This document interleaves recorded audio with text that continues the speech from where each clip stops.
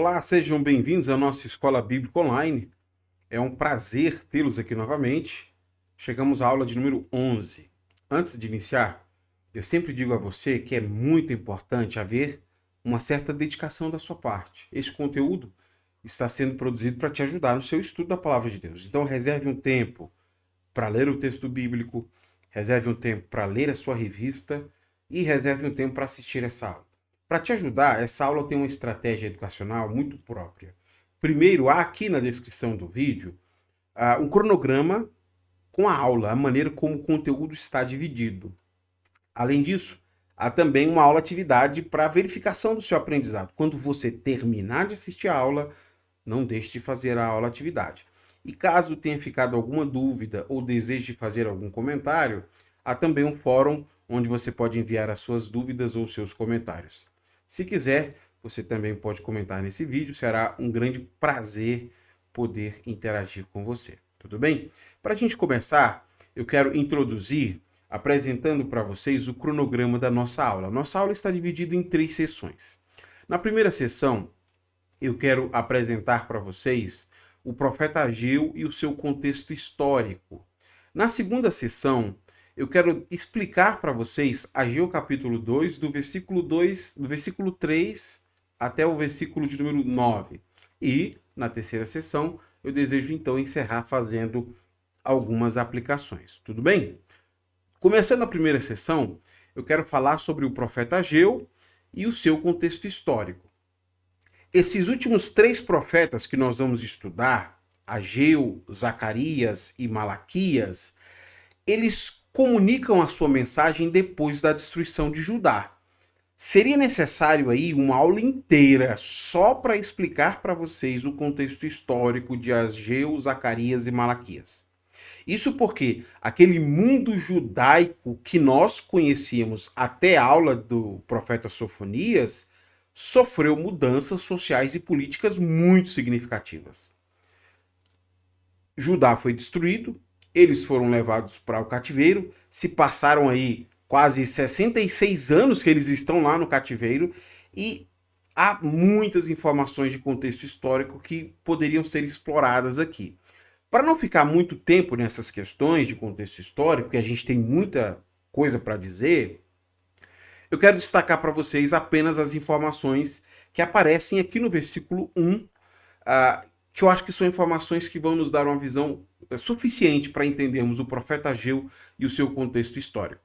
3 informações são fornecidas para a gente nesse versículo. Primeiro, a data em que Ageu entrega a sua mensagem. Segundo, a origem dessa mensagem. Terceiro, o destinatário da mensagem. Leia comigo. Em 29 de agosto do 2º ano do reinado de Dário, o Senhor transmitiu essa mensagem por meio do profeta Ageu ao governador de Judá, Zorobabel, filho de Seatiel, e ao sumo sacerdote Josué, filho de Jeozadaque. Veja que eu falei para vocês que tem 3 informações que aparecem aqui que são informações suficientes para nós. Primeiro, a data, depois a origem da mensagem e, por último, os destinatários para quem que ele está escrevendo. Eu quero começar com a data, e aqui eu queria frisar para vocês, na data em que Ageu está entregando a sua mensagem, ele é muito categórico ao dizer que esta mensagem foi comunicada durante o reinado de Dário. E aqui eu preciso fazer um adendo importante para vocês, porque na Bíblia são mencionados 3 Dários diferentes. Então, esse Dário que está sendo mencionado aqui é diferente de outros que nós temos. Por exemplo, existiu um outro rei Dário que é mencionado nos dias de Neemias, mas aquele Dário era um rei persa. Também existiu um rei Dário que aparece no livro do profeta Daniel, e esse era um Medo. Nós sabemos que existe um povo que era Medo-Persa, o primeiro Dário é persa, o segundo Dário é Medo. O Dário que é mencionado aqui em Ageu capítulo 1, versículo 1, ele também é conhecido como Dário Estaspes. Ele governou a Pérsia de 522 até 486. Ele é o terceiro Dário que aparece na narrativa bíblica. Então, repetindo, o primeiro Dário é o que é mencionado em Neemias, ele era persa. O segundo Dário é o que é mencionado em Daniel, ele é medo. E esse terceiro Dário, Dário Staspes, ele é persa também e governa muito posterior aos dois primeiros que o texto bíblico menciona. De acordo com Ageu, capítulo 1, versículo 1, que eu acabei de ler, a primeira mensagem do profeta foi entregue no segundo ano do rei Dário. Esse rei Dário começou a governar no ano 522. Então veja que Ageu nos dá uma informação muito específica. Ageu diz que ele começou, a mensagem foi entregue no segundo ano do reinado de Dário. Nesse sentido, se foi no segundo ano, Ageu profetizou no ano 520. Mas veja que ele nos dá aqui uma informação específica. No dia 29 de agosto do ano 520 a.C. A gente já sabe, então, que essa é a data. Isso parece ser uma informação, assim, não muito importante, até que a gente compara Ageu e Zacarias com outros profetas. Quando nós comparamos o texto de Ageu e de Zacarias, a maneira como ele introduz o seu livro, com outros profetas do Antigo Testamento, nós vamos perceber que há uma maneira diferente de relacionar esta mensagem. Os outros profetas do Antigo Testamento associavam a sua mensagem com um rei que governou ou em Judá ou em Israel. Então, os profetas sempre associam com o rei de Judá ou de Israel. Até mesmo quando vão anunciar uma mensagem contra Nínive, eles situam a mensagem citando um rei de Judá ou um rei de Israel. Mas por que Ageu e nem Zacarias relacionam a sua mensagem com o rei de Judá? Por que eles não relacionam com o rei de Israel? E a razão para isso é muito simples. Com o cativeiro babilônico, o reinado, a monarquia de Israel, da nação como um todo, chegou ao fim. Já não existe mais rei de Judá ou de Israel. Há mais de 60 anos eles foram destruídos e eles não possuem mais uma monarquia. Veja que comentário interessante esses dois autores nos fazem sobre essa questão. No momento dos eventos descritos em Ageu e Zacarias, o povo de Israel estava sem um rei próprio por mais de 6 décadas, ou seja, 60 anos. Portanto, foi necessário para esses profetas, pós-exílio, relacionar os eventos que descrevem com o único rei que Israel conhecia naquele momento da história, um rei persa. Isso aqui é demasiadamente interessante, porque essa forma de datar a mensagem de Ageu chama a atenção dos destinatários para o fato de que Israel não tem mais um rei próprio. A vida da nação só dá para ser definida por um rei estrangeiro que é pagão. Apesar de ser um rei pagão, eles são dependentes deste rei, eles são dependentes de Dário. Então, essa informação é uma informação muito importante. Mas, além dessa informação, Ageu também nos dá a informação sobre a origem da mensagem que ele recebeu. Veja comigo aí, versículo de número 1, essa parte que eu grifei de amarelo. O Senhor transmitiu esta mensagem por meio do profeta Ageu. Esse versículo está destacando para a gente que, embora essa mensagem esteja sendo transmitida por uma pessoa, essa mensagem tem origem em Deus. Não são palavras de Ageu. São palavras que o Senhor transmitiu por meio dele. O profeta está enfatizando que, através da sua mensagem, é o Senhor quem está falando. Ageu é apenas um canal através do qual a mensagem do Senhor está sendo conduzida. Então, essa informação também é valiosa para nós, porque é uma mensagem que o Senhor está dando. Mas veja que há uma terceira informação aqui e tem a ver com os destinatários. Eu quero riscar para vocês, porque aqui, veja que interessante. Quando ele vai falar dos destinatários, ele cita dois indivíduos. Primeiro, ele cita Zorobabel e segundo, ele cita Josué. E por que isso é importante? Porque esses dois indivíduos, primeiro Zorobabel, ele é nomeado pelos persas para ser um representante político da região de Judá. Ele é um governador. Você consegue perceber aqui? Este é Zorobabel, um representante político nomeado pelos persas para governar Judá, Zorobabel.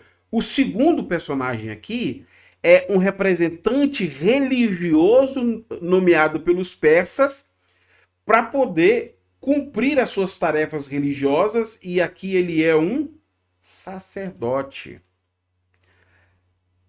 Como os persas nomearam aí um governador e um sacerdote para essa região de Judá, muito provavelmente o governo de Judá neste momento é realizado simultaneamente por uma liderança civil e religiosa.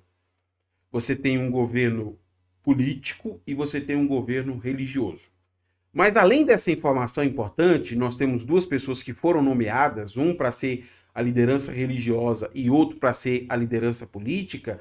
Além dessa informação, há uma questão de contexto histórico aqui que eu desejo chamar a sua atenção e aparece nessa citação aí que eu queria que você lesse comigo.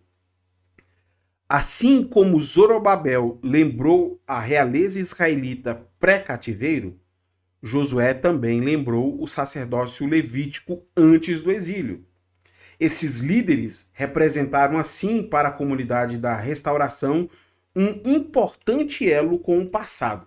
Veja que coisa interessante, porque enquanto Zorobabel era neto do rei Joaquim, Josué é chamado de sacerdote. Isso tornava Josué um descendente de Levi.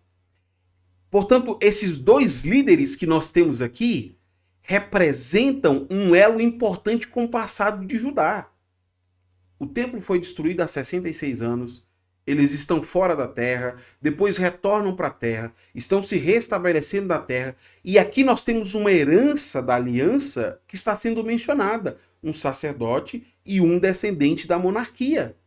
Apesar deste ser um elo importante com o passado, para essas pessoas, essa relação com o passado era um problema. Isso porque quando eles olhavam para o passado deles, eles se sentiam fracos e impotentes para realizar a reconstrução do templo. Para explicar isso, então, eu queria passar para a segunda sessão, onde eu desejo mostrar para vocês, explicando Ageu capítulo 2, versículo 3, 4, 5, 6, 7, 8 e 9, como o profeta Ageu faz um paralelo sobre a condição atual do templo após o cativeiro, destacando como eles estão desanimados e como Deus vai fortalecê-los para que eles possam seguir com a reconstrução. Então a questão histórica aqui vai ser chamada a nossa atenção. Leia comigo o versículo 3. Algum de vocês se lembra deste templo em sua antiga glória? Como ele lhes parece agora, em comparação com o anterior? Deve parecer insignificante. Ageu começa esse versículo evocando uma comparação com o templo de Salomão. Ele faz essa pergunta de forma muito clara. Quem dentre vocês viram o templo antes da sua destruição? O templo foi destruído em 586. Então, eles estão em 520, que é o momento que a mensagem está sendo entregada, passaram 66 anos. Muito provavelmente, não havia muitas pessoas que se enquadravam nessa categoria. Pessoas que viram o templo na sua primeira, antes dele ter sido destruído. A destruição do templo ocorreu há 66 anos atrás. O templo foi destruído em 586, a mensagem é entregue em 520. 66 anos. E veja, o fato do profeta perguntar quem entre vocês, ao invés de dizer quem entre nós, também sugere que o profeta não faz parte desses sobreviventes.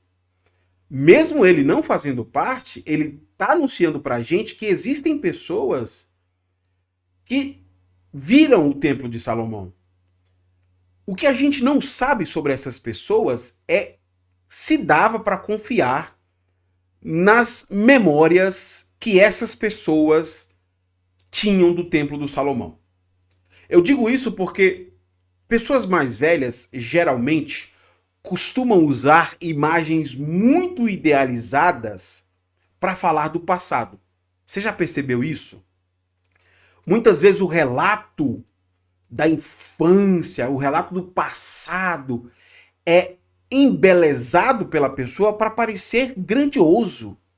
Quando nós ouvimos um relato como esse, fica até difícil de contestar, né? O próprio profeta aqui sente dificuldade de contestar isso, porque nós não sabemos distinguir o que é essa memória afetiva que está sendo embelezada por quem conta, daquilo que de fato é uma descrição da realidade. Por isso que comparar o atual com o antigo sempre causa essa sensação de insignificância. E é assim que eles estão dizendo. A pessoa chegou ao ponto de dizer que no tempo deles é que o templo era bom. O templo de Salomão é que era bom. Esse aqui, ele é ruim. Essa mesma situação que a gente vê com pessoas falando que o passado é que é glorioso, é o que Ageu está lidando aqui. Ageu está ouvindo relatos das pessoas que viveram o primeiro templo, e pela descrição que essas pessoas estão fazendo aqui, parece que esse novo templo não é absolutamente nada. Eles estão extremamente decepcionados. Eu fiz questão de trazer um trecho do livro de Esdras, onde Esdras deixa isso muito claro para a gente, sobre como eles estão decepcionados e como para essas pessoas que viram o templo de Salomão, este segundo templo é como nada. Veja comigo Esdras capítulo 3, versículo 12. Muitos dos sacerdotes, dos levitas e dos outros chefes das famílias mais velhos, que tinham visto o primeiro templo, choraram alto quando viram os alicerces do novo templo. Outros tantos, porém, gritavam de alegria. Os gritos alegres e o choro se misturavam num barulho tão forte que não se podia ouvir, que se podia ouvir de muito longe. Este é o problema imediato que o profeta Ageu está tendo que lidar. Pessoas que estão utilizando a sua memória afetiva para dizer que este templo que está sendo construído é como nada. Dentro desse contexto, que Ageu se levanta para falar sobre o futuro desse templo que para eles é insignificante, mas veja o que o Senhor diz, versículo de número 4. Mas assim diz o Senhor: seja forte, Zorobabel. Seja forte, sumo sacerdote Josué, filho de Jeozadaque. Sejam fortes, todos vocês que restam na terra. Mãos à obra, pois eu estou com vocês, diz o Senhor dos Exércitos. O tom da mensagem do versículo 4 muda. Ageu sai da constatação sobre aquelas pessoas de que o templo era insignificante por causa desta memória afetiva e começa a falar sobre o futuro deste templo que, por mais desanimador que seja, é o templo que eles estão vivendo. É o tempo deles e o templo que o Senhor está edificando. Então, se eu começo a falar com eles, tentando afugentar o desânimo com que este povo está se sentindo. E o Senhor diz para eles 3 vezes, seja forte.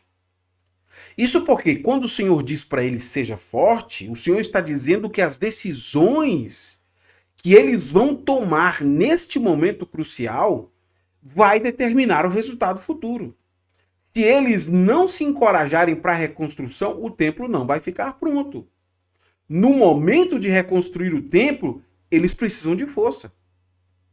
Se eles não forem fortes para começar a reconstrução, eles não vão conseguir terminar a obra de reconstrução.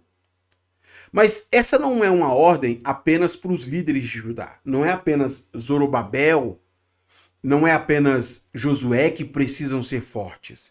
Essa é também uma mensagem para todo o povo. Todo mundo precisa ser fortalecido.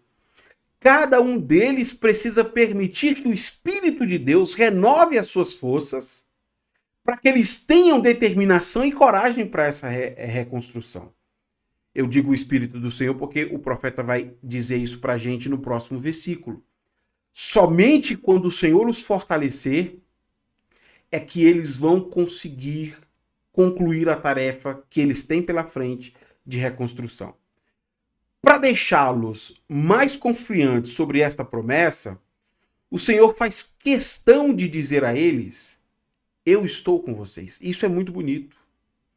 Porque assim como a presença do Senhor estava com o seu povo durante a conclusão do Templo de Salomão, mais uma vez, a presença do Senhor é quem vai tornar possível a conclusão do templo nos dias de Ageu.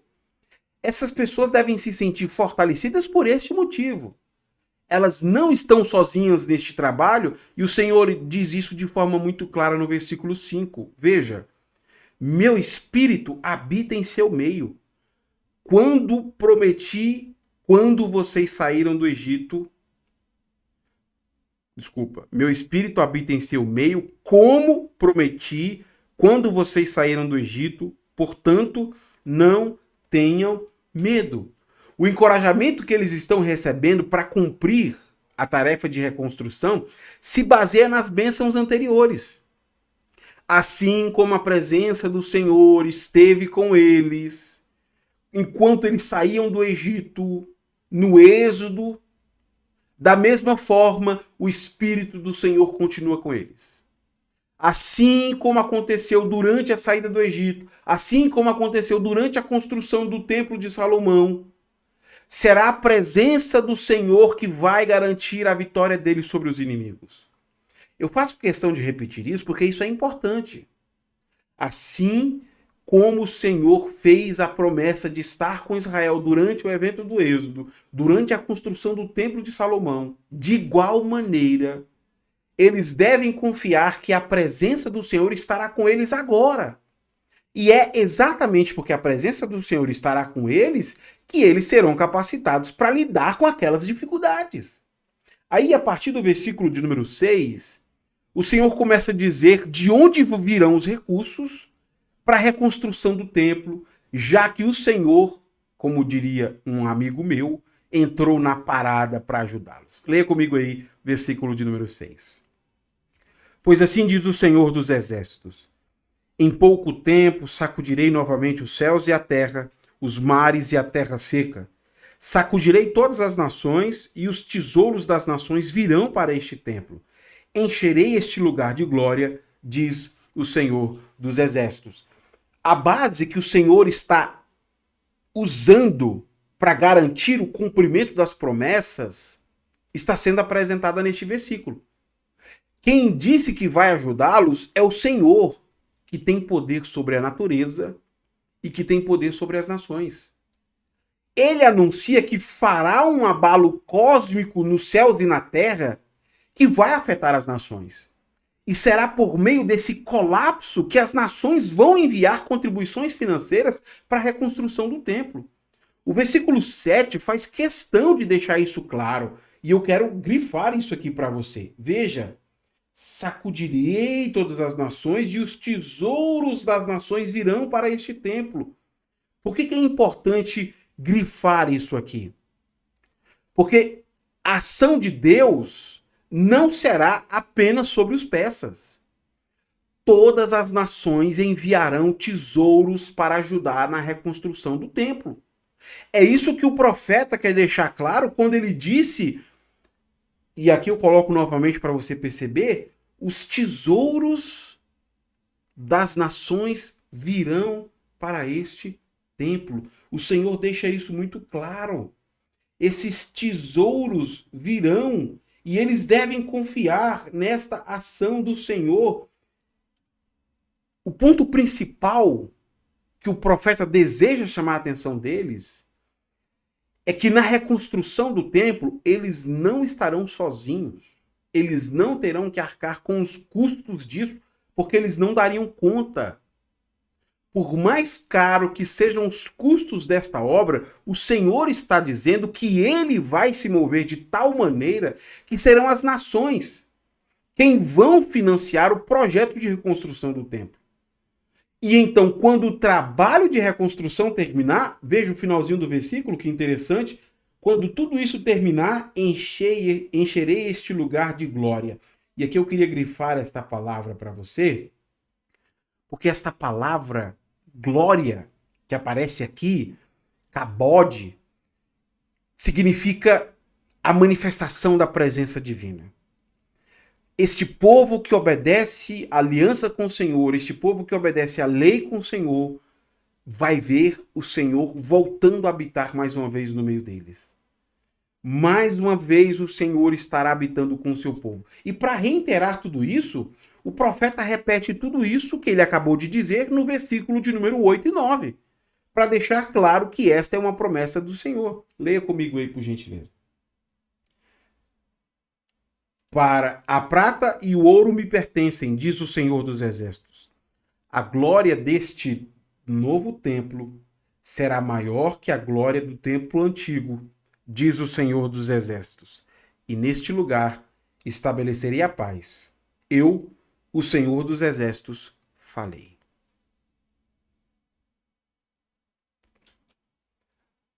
No versículo 8, Ageu começa a explicar qual que é o lugar de onde o Senhor vai tirar os recursos para a reconstrução do templo. E a explicação de Deus é bem simples. As riquezas das nações virão para a reconstrução do templo. Serão as nações que vão enviar o dinheiro para o templo ser reconstruído.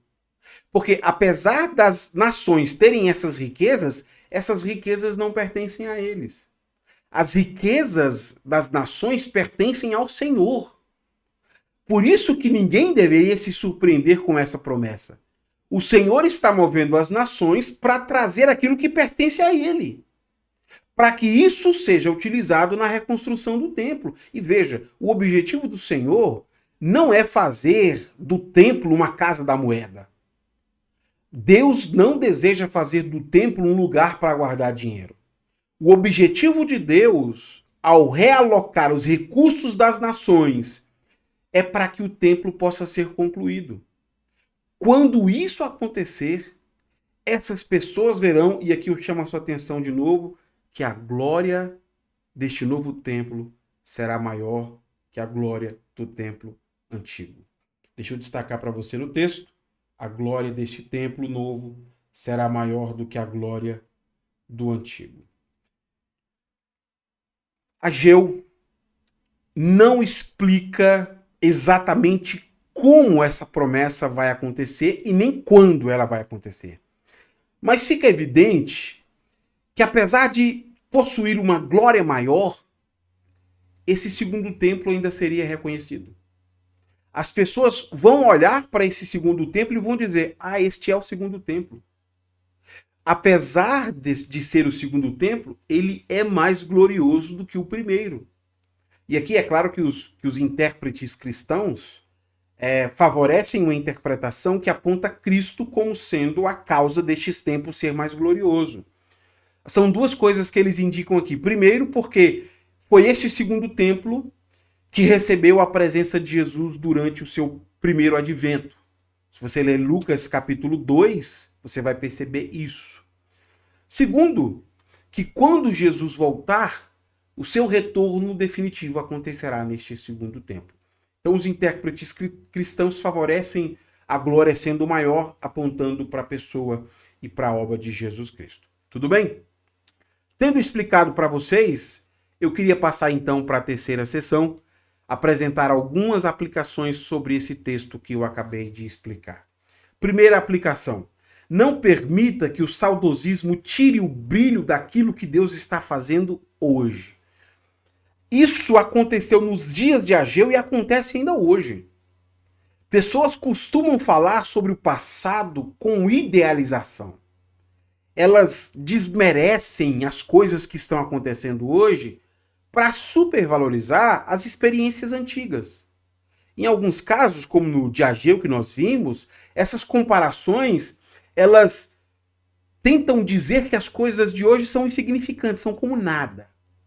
E aqui eu queria então fazer esta aplicação. Nós precisamos valorizar aquilo que o Senhor faz em cada geração.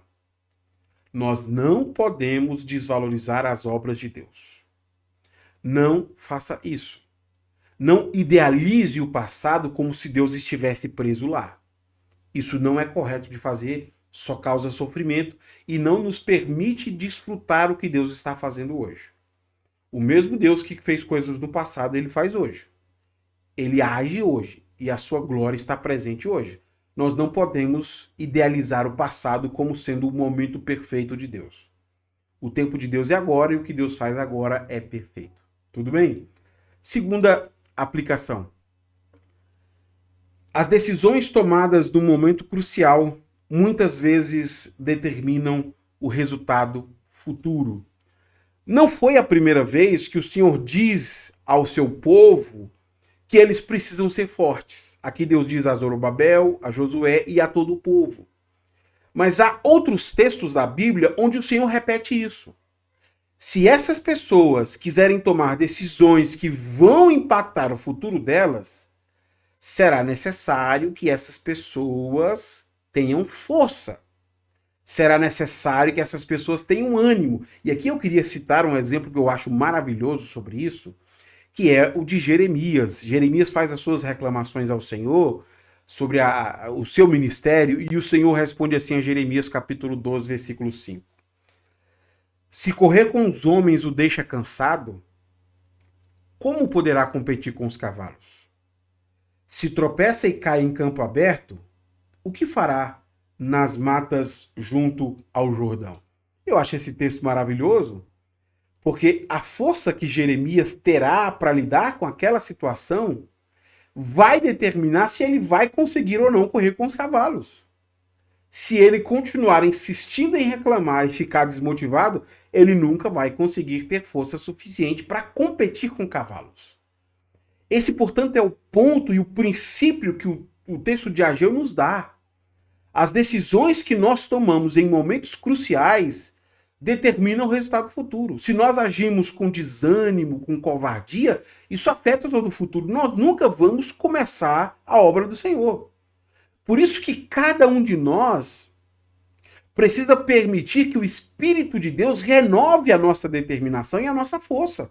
Por isso que cada um de nós precisa pedir a Deus que as nossas forças sejam fortalecidas.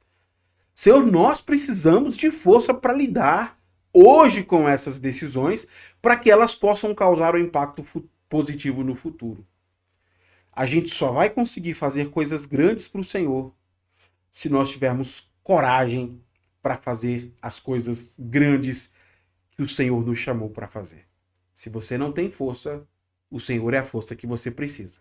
Se você acha que tem força, a sua força não será suficiente. Você precisa ser fortalecido por Deus. Terceira aplicação.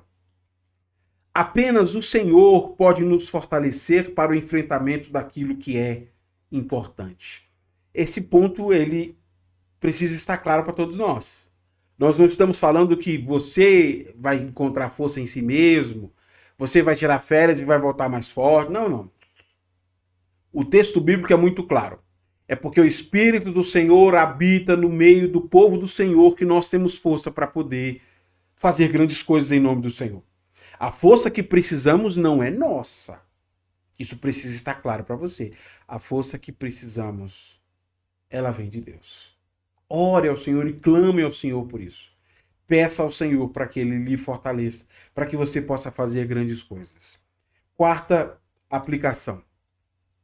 O povo do Senhor precisa aprender a dar o seu melhor empenho para a obra do Senhor. Quando Ageu começa a profetizar, a prioridade daquelas pessoas estava no restabelecimento de suas vidas. Construir casas, plantações, vamos seguir a vida. Nós chegamos na terra, vamos restabelecer nossas vidas. Aí então o profeta levanta para convocar esta comunidade que está cansada e desanimada a assumir um compromisso sério com questões que eram mais importantes para a nação. E as questões mais importantes não eram construir casas e nem plantações. Mais importante do que as suas próprias preocupações pessoais e mundanas era a preocupação com a glória do Senhor no meio deles. E aqui eu queria chamar a sua atenção para este comentário e encerrar com ele. O ministério profético de Ageu é um modelo para os servos modernos de Deus, que também devem tentar liderar as suas congregações para uma compreensão renovada dos seus papéis individuais e corporativos do reino de Deus. Tal como Ageu, eles também devem convencer o seu povo de que é obra de Deus que merece as nossas maiores prioridades, as nossas energias mais entusiásticas e o nosso compromisso absolutamente irrestrito. Nós precisamos disso. Precisamos entender o quanto a obra do Senhor causará impacto na nossa comunidade e nas nossas vidas. Mesmo que estejamos desanimados pelas coisas ruins que nos acontecem, existem coisas mais importantes para a gente fazer. Estarmos preocupados com a glória do Senhor habitando no meio do povo do Senhor. A igreja precisa de líderes como Ageu. Pessoas que estejam dispostas a chamar a comunidade para aquilo que é mais importante, para aquilo que é mais relevante. A minha oração ao Senhor é que a gente possa ter aprendido hoje com Ageu que a glória do Senhor no nosso meio é suficiente para nos ajudar a vencer, para nos encorajar, para nos fortalecer, e que essa tem que ser uma prioridade de vida. Mais importante do que construir casas e instituir vida, a presença do Senhor no meio do seu povo é algo que nós devemos prezar e primar. Nós devemos reservar este tempo e esse espaço de comunhão com Deus. Não existe nada mais importante que você deva fazer na sua vida do que buscar primeiro o reino de Deus e a sua justiça.